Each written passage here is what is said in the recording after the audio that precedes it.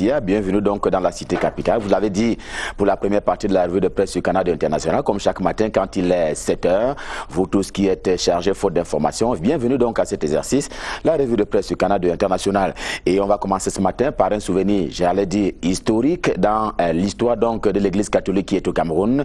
Il y a donc un an, jour pour jour, disparaissait Monseigneur Bala, du nom de l'évêque de Bafia en son temps, et qui avait donc été assassiné selon la conférence épiscopale nationale de l'église catholique qui est donc au Cameroun. Mutation ce matin, s'en souvient comme si c'était hier, et nous donne d'ailleurs rendez-vous samedi prochain du côté des Bebda. Ce ne sera pas sur le pont, mais ce sera sous le pont des Bebda. Ce sera donc une cérémonie eucharistique en mémoire de lui. Déjà, Monseigneur Samuel Cléda, président de la conférence épiscopale nationale, a indiqué au sujet de la mort tragique de l'évêque de Bafia que les enquêtes se déroulent normalement. Mais l'église catholique qui est au Cameroun maintient à tout craint sans frein que Monseigneur Bala avait été assassiné. Mutation dans sa livraison de ce jeudi rend aussi compte du nombre, non pas de décès des femmes, mais plutôt des femmes enceintes camerounaises qui sont donc infectées par le VIH-Sida,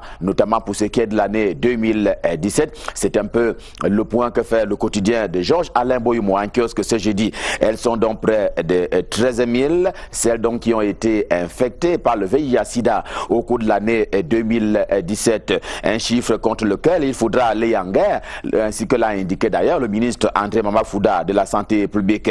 Il faudra compter sans la corruption qui sévit dans certains milieux, sinon partout au Cameroun. Ainsi intéressant, dans sa livraison de ce matin, le quotidien camerounais à capitaux publics Cameroun Tribune révèle le ras-le-bol des citoyens camerounais. La preuve, ce sont en moyenne 100 dénonciations qui sont faites chaque jour par le biais du numéro vert, un thermomètre qui indique bien qu'il y en a marre en français comme en anglais. Pour mémoire, l'appel gratuit au 1517 permet à la Commission nationale anticorruption, la CONAC, d'être saisie pour les besoins de la cause. Pendant qu'on y est, une question qui taraude l'esprit de la Nouvelle Vision, c'est également un journal en kiosque ce jeudi. La question est la suivante: que vaut aujourd'hui l'opération Épervier, dont on sait qu'elle a été lancée depuis une vingtaine d'années maintenant? L'opinion publique reste d'ailleurs divisée comme au commencement sur le sujet. D'aucuns continuent d'affirmer sa place au soleil, celle donc de l'opération Épervier, dans le grand concert de la lutte contre la corruption et le détournement de fonds publics au Cameroun. D'autres par contre croient dur comme fer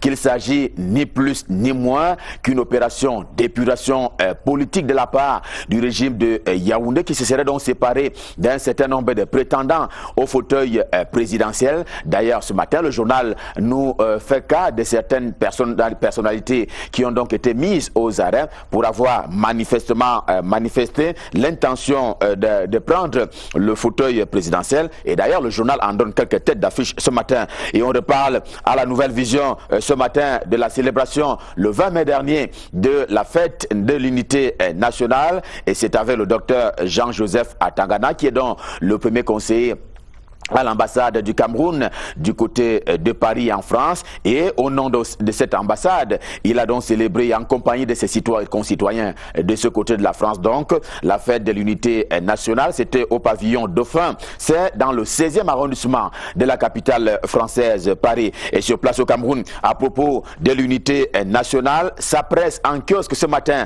continue de faire écho de ce que certains chefs Sawa du côté de Douala, la capitale économique du Cameroun, ont rejeté l'idée d'un monument à Ruben Nyobé, du nom donc de ces premiers nationalistes camerounais, en tout cas l'un des plus grands nationalistes camerounais, qui aura donc lutté pour l'indépendance et l'autonomie du Cameroun, et que donc aujourd'hui il y a un certain nombre de chefs traditionnels du côté de Sawa qui ont donc rejeté l'idée d'un monument à lui consacré sur leur territoire traditionnel. C'est à tout le moins un pavé qui est jeté dans la mare de l'unité et même de l'intégration nationale, semble donc dire sa presse, qui n'a toujours pas réuni toutes les données pour comprendre pourquoi il y a cette attitude de chef Sawa du côté de Douala. Ainsi parle donc le journal, contrairement au quotidien Émergence, lui aussi en kiosque ce matin, qui s'intéresse plutôt à l'élite politique du département du Foundi, l'un des départements de la région du centre au Cameroun. Eh bien, Selon le journal de Magnus Biaga, il y a comme une guerre sous-jacente d'ailleurs que se livre l'élite politique originaire de ce département. J'ai nommé Lofundi. Cette analyse est d'ailleurs proposée par Séphrin Koloko qui rapporte cependant que le calumet de la paix, si guerre il y a, sera fumé samedi prochain. Ce sera lors d'un grand meeting politique qu'il appelle lui-même un grand meeting politique de réconciliation. Le quotidien L'Épervier, lui aussi en kiosque ce matin, annonce au sommet de une. Vous allez le voir. Il annonce ce jour-là donc un meeting grandiose du côté de Banganté. C'est dans le département d'Indé, région de l'Ouest Cameroun. Ce sera donc l'occasion de célébrer la réélection de Marcel Ndian-Djifendi à la tête d'une des chambres du Parlement camerounais, le Sénat. Ce sera donc samedi prochain. Lui, il a quitté les affaires. Lui, c'est Martin Belinga Eboutou, ancien ministre, directeur du cabinet civil de la présidence de la République. Le journal avoue qu'il n'est pas allé en guerre contre le président de la République, Paul Biya, après être sorti de la gestion des affaires de la cité. Que donc, et j'en emprunte à l'orphelin, cela relève plutôt du sabotage. En tout cas, le journal L'Orphelin traite du même sujet, car bien avant cela, ainsi que l'indique le journal, on lui prêtait déjà l'intention de ne pas vouloir libérer le bureau de la République qu'il occupait donc au niveau de la présidence de la République. C'est une affaire de détracteurs, semble donc conclure L'Orphelin. Certains le qualifieraient également de détracteurs du renouveau, à savoir Peter Ballerin, du nom donc de l'ambassadeur des États-Unis d'Amérique au Cameroun. Puisqu'il s'agit de lui donc, eh bien, il s'agirait d'une main visible qui tue, mais pour d'autres, eh bien, ces postures médiatiques ont ceci de particulier qu'elles participent de la campagne plutôt en faveur du candidat probable Paul Biya lors de la prochaine élection présidentielle, car il ne s'agit que des menaces qui n'ont rien à voir avec la volonté du peuple camerounais, mais également d'un certain nombre de mécanismes qui ont été légalement mis en place au Cameroun pour donc gérer les questions électorales. Mais attention, prévient justement l'hebdomadaire, l'essentiel, lui aussi en kiosque ce matin, il n'y a pas un coin dans le monde entier où les États-Unis d'Amérique ne passent et même ne trépassent. Peter Ballerin est comme son chef, j'ai nommé Donald Trump, qui a parfois rompu des accords et procédé à la fois aux intimidations et même aux menaces, et bien plus que cela. Blaise Nang, qui signe l'article pour le journal Essentiel ce matin, fait savoir que la présente mandature américaine, celle donc de Donald Trump, s'en trouve pour cela quelque peu mouvementée, et justement il a commencé par nous expliquer ce pourquoi la mandature actuelle du président Donald Trump est mouvementée, lui donc qui ne cesse de faire des menaces quand il le faut à un certain nombre de pays dans le monde entier. Dans la crise anglophone camerounaise que le Cameroun traverse donc depuis quelques temps maintenant, il y a aussi du mouvement dans les bureaux. Le quotidien à capitaux privés, mais d'expression anglaise, The Guardian Post, dans sa livraison de ce jeudi, révèle pour le déplorer le fait que le gouverneur de la région du nord-ouest camerounais ait rejeté les fonds collectés par un membre de la commission Moussonga, commission donc de promotion du bilinguisme et du multiculturalisme. Adolphe Lélé-L'Afrique tient au parallélisme des formes sur la question du lieu. Selon donc le gouverneur, il faut bien que la collecte soit faite au lieu où on en a le plus besoin. Et à propos de l'argent encore, le journal spécialisé en les questions économiques et financières, le financier d'Afrique de Boniface Tchankam, en kiosque ce matin, annonce pour s'en féliciter au contraire que le secteur privé vient d'être associé à l'élaboration dans la loi des finances 2019. Pour s'en convaincre d'ailleurs, le journal rapporte que le ministre Louis-Paul Moutazé des Finances a reçu les propositions du JICAM à la veille même des travaux de lancement de préparation donc du budget, que dis-je, de la loi des finances pour le compte de l'exercice 2019. Et puis, question, où en sommes-nous avec le recensement physique des personnels et agents publics, les personnels de l'État, voudrais-je dire, elle va plutôt bien. C'est d'autant plus que l'on enregistre jusqu'ici près de 1000 dénonciations en termes donc de fonctionnaires et agents fictifs de l'État. On a donc déjà enregistré près de 1000 dénonciations allant donc dans le sens de ce que souhaite justement le ministère camerounais en charge des finances. D'ailleurs, ce matin, Cyril Edou Alors, qui est donc le directeur général du budget au ministère camerounais en charge des finances, repris d'ailleurs par le journal d'après une interview qu'il avait accordée à la CRTV, fait ainsi savoir que dans toutes les régions, les cibles sont atteintes par cette opération donc de recensement physique des personnels de l'État ainsi que des agents publics. Un mot sur la toile ce matin avec l'essentiel encore. Cette fois-ci, ce sera en page 12 de sa livraison de ce jeudi. Eh bien, c'est à propos de ce Malien qui fait donc enflammer la toile qui s'est donc emparée du Gazama Challenge, comme c'était le cas de Bidungpat Challenge hier. Eh bien, il s'agit pour les auteurs de répéter l'acte héroïque du Malien Mamadou Gassama, puisqu'il s'agit de lui qui aura donc gravi les étages d'un immeuble dans le but de sauver la vie d'un enfant. C'était donc au 4e étage d'un immeuble français. Eh bien, les internautes l'ont bien suivi et ils le reproduisent à n'en plus finir ce matin, ainsi que le révèle donc le journal L'Essentiel, qui faisait donc partie des journaux auxquels nous avons fait allusion à l'occasion de cette revue de presse Made in Yaoundé. Stop fin pour cette édition. Rendez-vous pour demain pour le même exercice. Nous serons là pour vous servir, toujours avec le même intérêt. D'ici à là, je vous souhaite de passer d'excellents moments, toujours en compagnie des programmes de Canal International. Pour l'heure, je m'en vais repasser par Douala. Pour la suite et la fin de Canal Matin, je m'en vais repasser le pouvoir à qui de droit. Patricia et Aimé, c'est à vous Douala.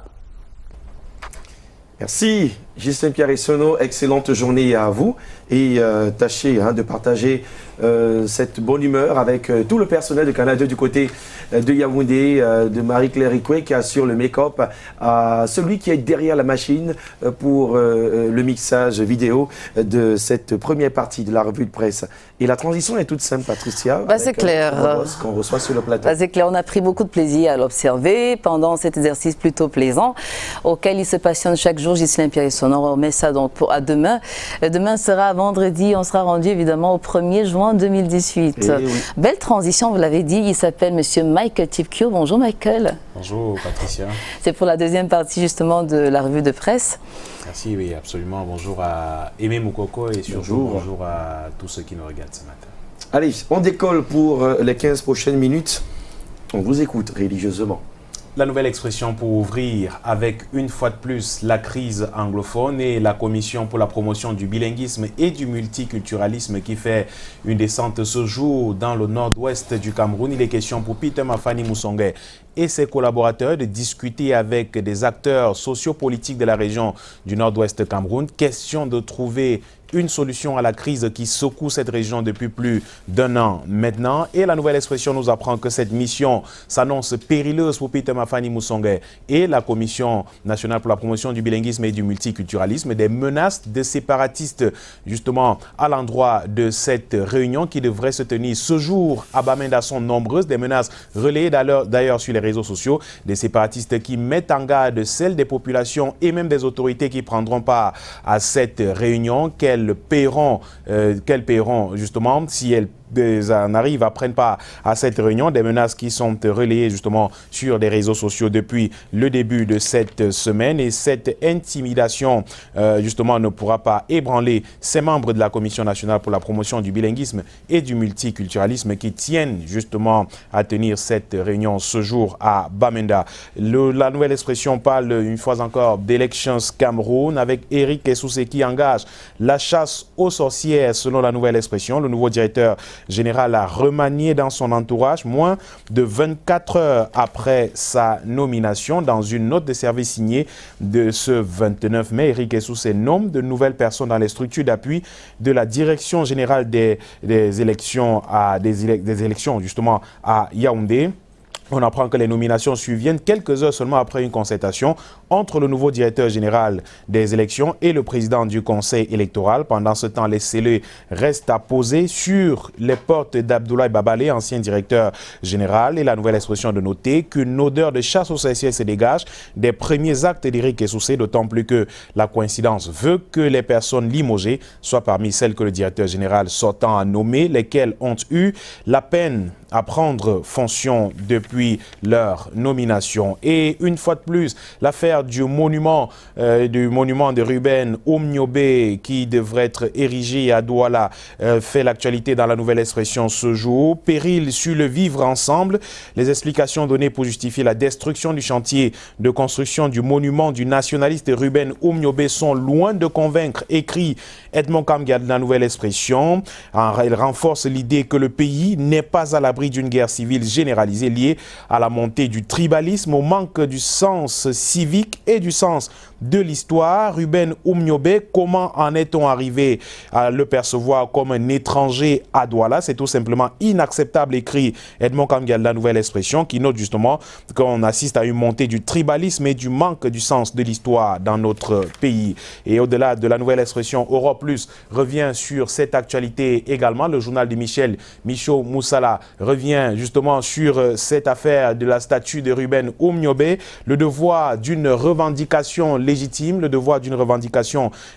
écrit le journal. On devrait avoir Europe Plus à l'antenne justement. L'esprit de Rudolf Douala Mangabel plane. Michaud Moussala tente justement de justifier cette sortie des chefs du canton Bel de Douala, lui qui estime justement qu'avant Ruben Oumniobé, plusieurs autres nationalistes ont été assassinés, même pendus justement à Douala. C'est l'exemple de Rudolf Douala Mangabel, d'Adolphe Ngossodine, son secrétaire à l'époque. Avant Oumniobé justement, il y avait ces nationalistes, mais curieusement, écrit le directeur de publication d'Europe Plus, aucun de ces héros n'a été honoré d'une statue dans aucun pays, dans aucune ville du Cameroun, juste une rue par-ci par-là, des statues à leur mausolée et rien de plus.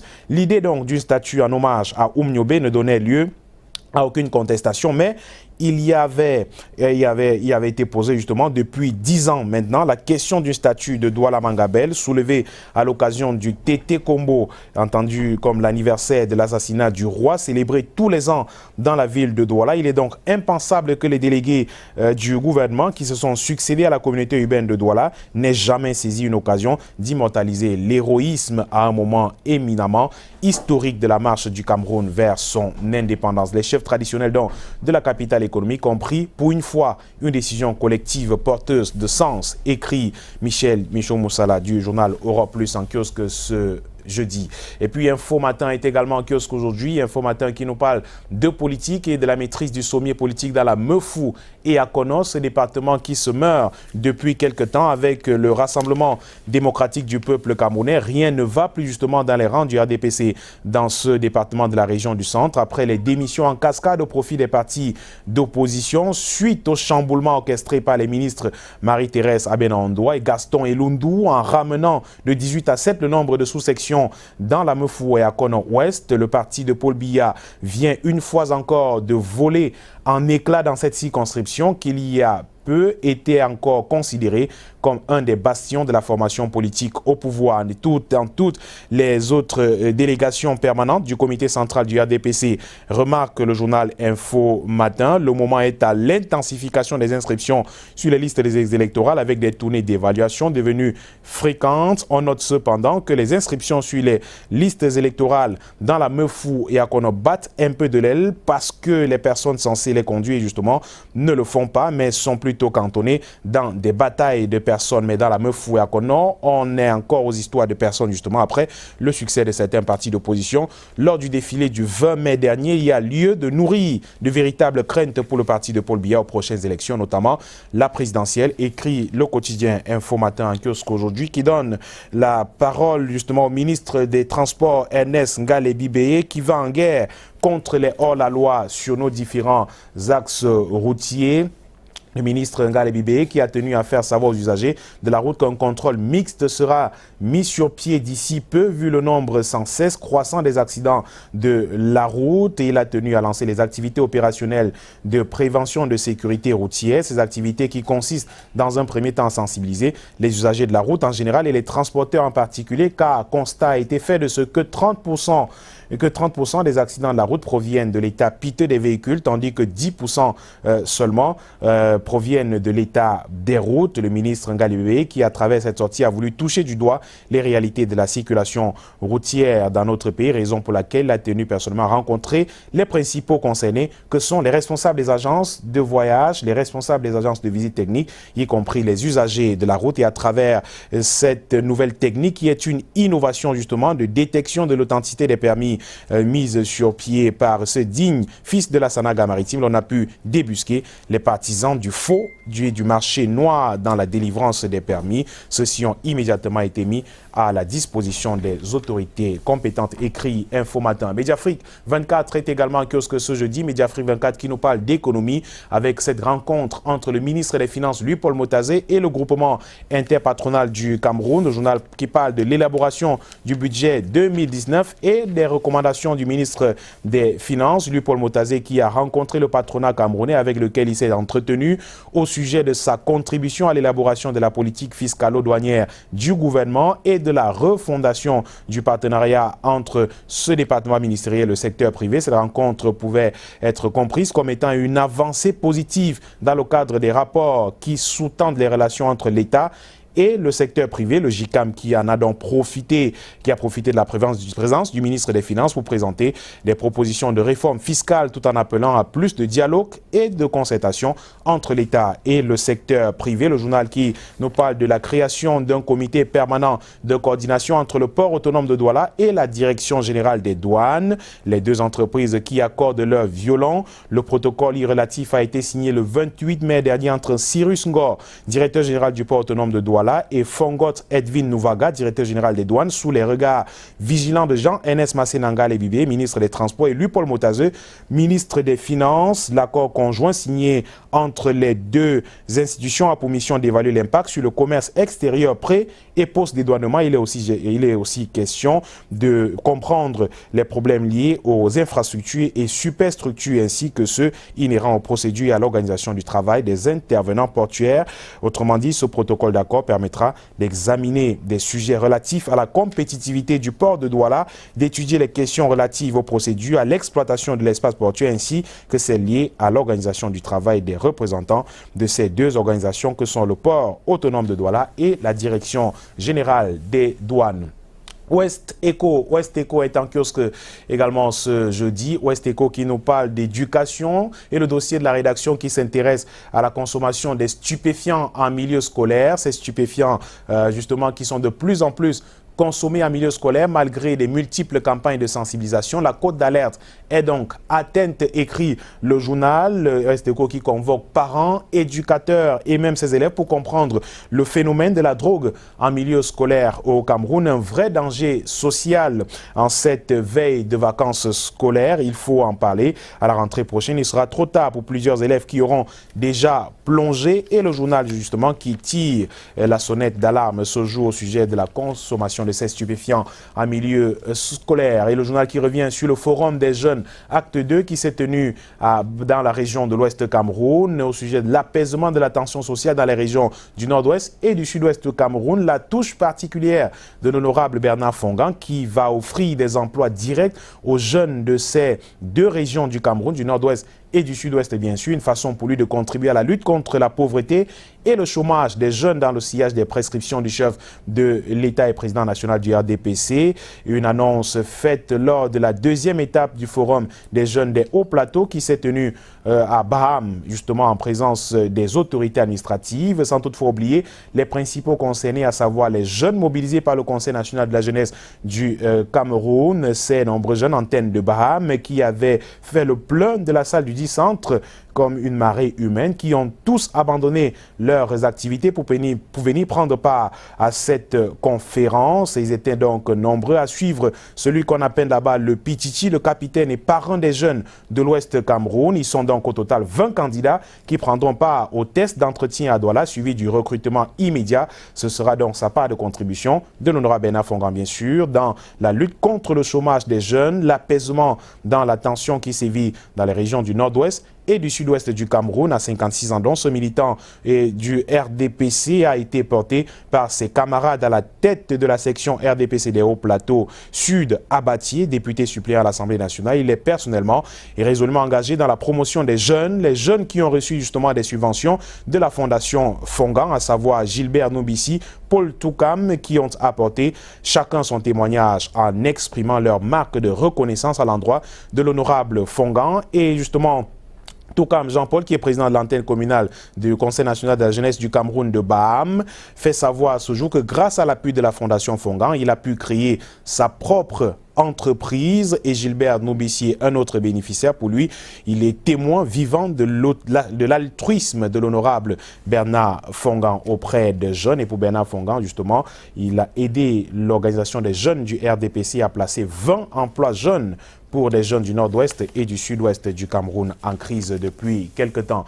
Et on sort de cette revue de presse avec The Post Weekender, ce journal d'expression anglaise qui nous parle de l'examen GCE qui se déroule en ce moment à travers le pays. Le GCE justement dans les régions anglophones du Cameroun et dans le sud-ouest particulièrement, où de nombreux candidats sont partis des périphéries pour inonder les salles d'examen à Boya, le centre-ville, à Boya justement, qui est en sécurité. Ils ont fui justement l'insécurité dans des autres villes et même villages de la région du sud-ouest Cameroun pour affluer à Boya, la capitale de la région du sud-ouest, pour prendre part à ces examens. Le journal qui revient sur le massacre de Menka, ce sont des expressions utilisées par The Post Weekender, le massacre de Menka justement après cet affrontement entre nos forces de défense et de sécurité. Les sécessionnistes, c'était vendredi dernier à Menka, un village de la région du nord-ouest Cameroun, et le chairman John Fundi qui accuse le porte-parole du gouvernement, le ministre de la Communication Issa Chiroma Bakari, de mensonges sur